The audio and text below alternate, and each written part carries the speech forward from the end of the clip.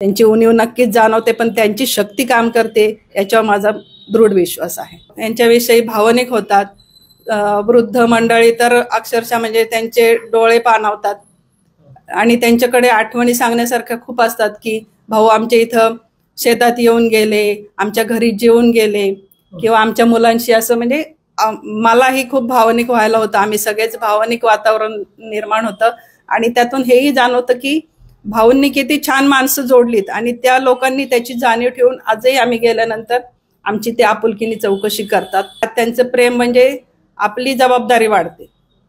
त्यांच्या ज्या आशा अपेक्षा आहेत, आकांक्षा आहेत त्या पूर्ण करण्याची आपली जबाबदारी वाढते. त्याच्यामुळे नक्कीच हे मला आव्हानात्मकच आहे. राज्यभरात नगर परिषदेच्या निवडणुका होत आहेत आणि राज्यात सगळ्यात महत्त्वाची किंवा राज्यभराचं लक्ष लागलेली जी नगर परिषद आहे ती म्हणजे चाकणची. याचं कारण म्हणजे दोन्ही शिवसेना नगराध्यक्ष पदासाठी एकत्र आलेल्या आहेत. ज्या शिवसेनेचं वैर आहे मधून विस्तवही जात नाही अशी परिस्थिती राज्यात असताना चाकणमध्ये मात्र या दोन शिवसेना एकत्र आल्या, तर त्या कशा, ही किमया नक्की कशी साधली हे फार महत्त्वाचं आहे, इंटरेस्टिंग आहे. माझ्यासोबत शिवसेनेच्या अर्थात शिंदे गटाच्या उमेदवार आहेत मनीषाताई गोरे, त्यांच्याकडे जायचं. ताई, महत्त्वाचा मुद्दा, कारण इथले स्थानिक गणित जरी वेगळे असले तरी राज्यभराचं लक्ष लागलंय की ज्या दोन शिवसेनेमधून विस्तवही जात नाही अशा दोन शिवसेना एकत्र कशा आल्या, काय किमया काय याची? ह्याचे सर्व श्रेय स्वर्गीय आमदार सुरेश भाऊ गोरे यांना जातं. ते जे आमदार असताना ते उबाठा गटामधून आमदार होते. त्यानंतर दुर्दैवाने त्यांचं करोनामध्ये निधन झाल्यानंतर दोन शिवसेना निर्माण झाल्या, एक ठाकरे साहेबांची आणि एक शिंदे साहेबांची. त्याच्यामुळे पण इथले जे नागरिक आहेत ते पूर्ण स्वर्गीय आमदार सुरेश भाऊ गोरे यांच्यावर प्रेम करणारे आहेत. त्यांच्या पाठीशी सुरुवातीपासून उभा आहेत, कारण त्यांचं काम तसंच आहे. ते गेल्यानंतर 5 वर्षात आमचे नितीन भाऊ गोरे जे आता महाराष्ट्र प्रदूषण मंडळाचे सदस्य आहेत, त्यांनीही भाऊंचा वारसा पुढे चालवलेला आहे. या सर्व गोष्टी लक्षात घेता इथे पक्ष जास्त महत्वाचा न ठरता व्यक्ती महत्वाची वाटते. आता तुम्ही प्रचारात फिरताय, म्हणजे तुमच्या प्रचारामध्ये हे गळ्यात असे धनुष्यबाण घातलेले कार्यकर्ते दिसतात, मशालीचे कार्यकर्ते दिसतात. काय दोन कार्यकर्ते एकत्र पाहून काय त्यांच्यात चर्चा काय होती, मनात काय बोलणं काय होतं?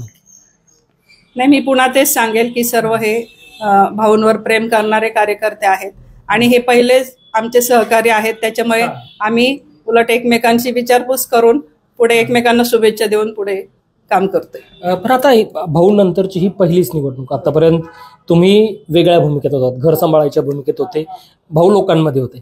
आता त्यांच्या भूमिकेत तुम्हाला जायचंय, काय अडचणी काय येतात, काय चॅलेंजेस काय वाटतात? नक्कीच चॅलेंजेस आहेत.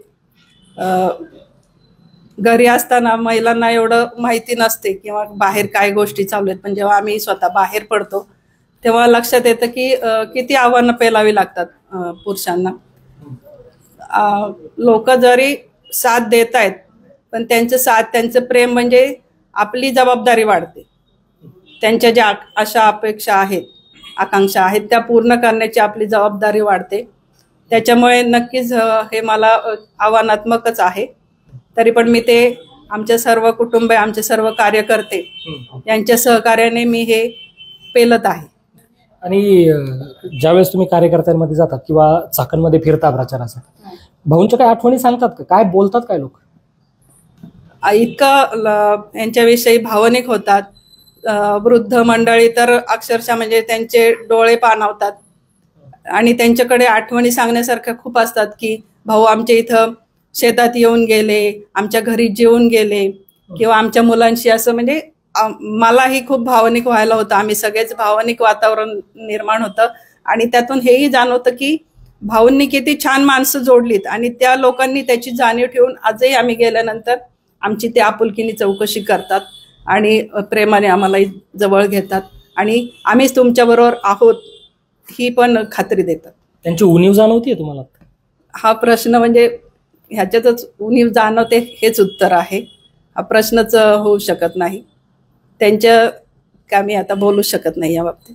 त्यांची उणीव नक्कीच जाणवते, पण त्यांची शक्ती काम करते याच्यावर माझा दृढ विश्वास आहे. नक्की तुम्ही आता लढण्यासाठी मैदानात उतरलायत.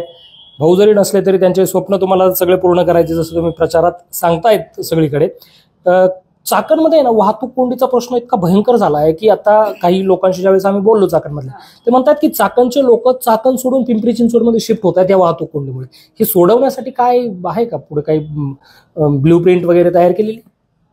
सध्या वाहतुकीसाठी जो समस्या आहे त्याचा आम्ही नक्कीच पाठपुरावा करीत आहोत. प्रशासनाने त्यासाठी सहकार्य करावे यासाठी जे आंदोलन आम्ही केलं होतं त्याच्यातही आम्ही सहभागी होऊन तो प्रश्न जाहीरपणे इथे मांडण्याचा प्रयत्न केलेला आहे. आणि भविष्यात पुणे चाकण मेट्रो असा आमचा प्रकल्प आम्ही त्या प्रयत्नात आहोत की जेणेकरून वाहतुकीची कोंडी जाणवणार नाही. परत जिथे जिथे आवश्यक असतील तिथे तिथे उड्डाण पुलं बांधण्याचा आमचा मानस आहे. या दृष्टीने आम्ही खूप चांगल्या युद्ध पातळीवरती आम्ही या गोष्टीकडे किंवा या प्रश्नाकडे आम्ही लक्ष देऊन आहोत. शेवटचा प्रश्न, निवडणुकीत उतरताना काय अजेंडा ठरवला होता आणि लोकात गेल्यानंतर त्यात काही बदल झालाय? नाही, लोकांच्या ज्या समस्या आहेत त्या माहीत होत्या, तोच अजेंडा घेऊन आम्ही उतरलेलो आहोत आणि त्यात आम्ही नक्की यशस्वी होणार अशी खात्री मी या निमित्ताने तुम्हाला देऊ इच्छिते. नक्कीच ज्या पद्धतीने निवडणुकीमध्ये प्रचार करताना ते सांगतायत की सुरेश भाऊंनी ज्या पद्धतीने माणसांमध्ये गेले, माणसं जोडले, त्यांची उणीव भासणं हे तर स्वाभाविकच आहे. मात्र त्यांचे जे राहिलेले स्वप्न आहेत ते सुद्धा पूर्ण करायचे आहेत. आणि महत्त्वाचं म्हणजे चाकणचा जी औद्योगिक नगरी म्हणून ओळख आहे, आशिया खंडातली सगळ्यात मोठी औद्योगिक वसाहत म्हणून चाकणमध्ये पाहिलं जातं. मात्र त्याच चाकणमध्ये वाहतूक कोंडीला कंटाळून लोक चाकण शहर सोडून पिंपरी चिंचवडमध्ये शिफ्ट होत आहेत.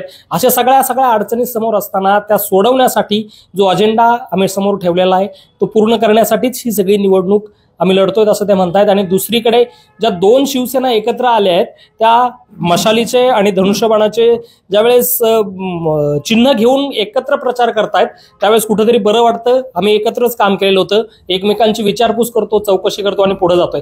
महाराष्ट्रातलं हे पहिलं उदाहरण आहे की जिथं एकनाथ शिंदे आणि उद्धव ठाकरे वेगळे झाल्यानंतर ही निवडणूक होते. नगराध्यक्ष पदासाठी दोन सेना एकत्र आहेत. पाहूयात आता निकाल नक्की काय लागतोय आणि 2 तारखेला काय नागरिक आपलं मतपेटीत बंद करतात. 3 तारखेला भविष्य समोर येईलच या सगळ्या नागरिकांचं. तात्पुरती इथंच थांबूयात. Abhijit Darade, Maharashtra time online, Pune.